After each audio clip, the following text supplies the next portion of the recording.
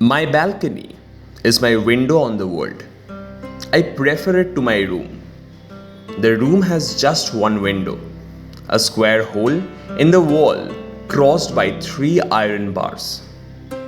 The view from it is restricted one. If I crane my neck sideways and put my nose to the bars, I can see the extremities of the building. If I stand on tiptoe and lean forward, I can see part of the narrow courtyard below where children, the children of all classes of people, play together. When they are older, they will become conscious of the barriers of class and caste. Across the courtyard, on a level with my room, are three separate windows, belonging to three separate rooms, each window barred in the same unimaginative way. During the day, it is difficult to look into these rooms. The harsh, cruel sunlight fills the courtyard, making the windows patches of darkness. My room is small. I have paced about in it so often that I know its exact measurements.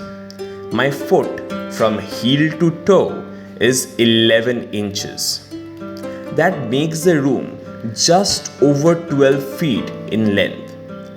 When I measure the last foot, my toe turns up against the wall. In breadth, the room is exactly 7 feet. The plaster has been peeling off the walls, and there are many greasy stains and patches which are difficult to hide. I cover the worst stains with pictures cut from magazines.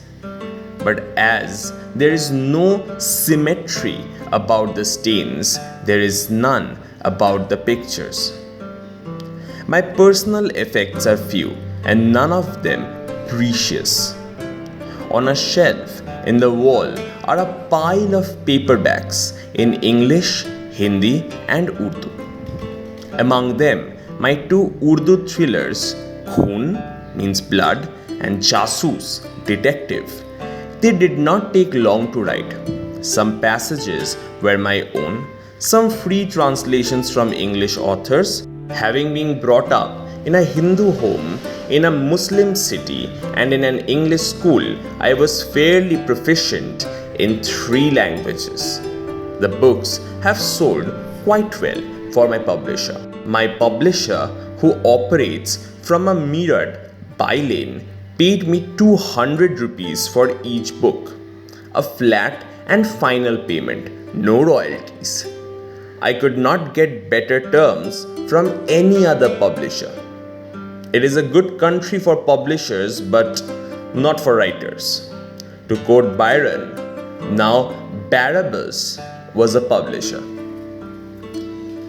If you want to make money, Arun, he confided in me when he handed me my last check, publish your own books, not detective stories. They have a limited market. Haven't you realized that India is fuller than ever of young people trying to pass exams? It is a desperate matter, this race for academic qualifications. Half the entrants fail by the wayside. The other half are even more unfortunate. They pass their exams and then they fall by the wayside. The point is, millions are sitting for exams for MA, BSc, PhD. They all want to get these degrees the easy way without reading too many books or attending more than half a dozen lectures. And that's where a smart person like you comes in. Why should they wade through 5 volumes of political history when can get a dozen model answer papers? They are seldom wrong. The guess papers. All you have to do is make friends with someone on the university board. Write your papers, print them cheaply, never mind a few printing errors, and flood the market. They will sell like hot cakes, he concluded. using an English expression.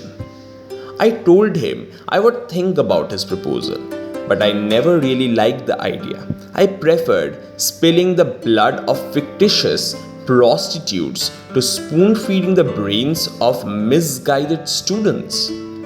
Besides, it would have been very boring. A friend who shall be nameless offered to teach me the art of pickpocketing, but I had to give up after a few clumsy attempts on his pocket. To pick someone's pocket successfully is an art. My friend practiced his craft at various railway stations and made a good living from it.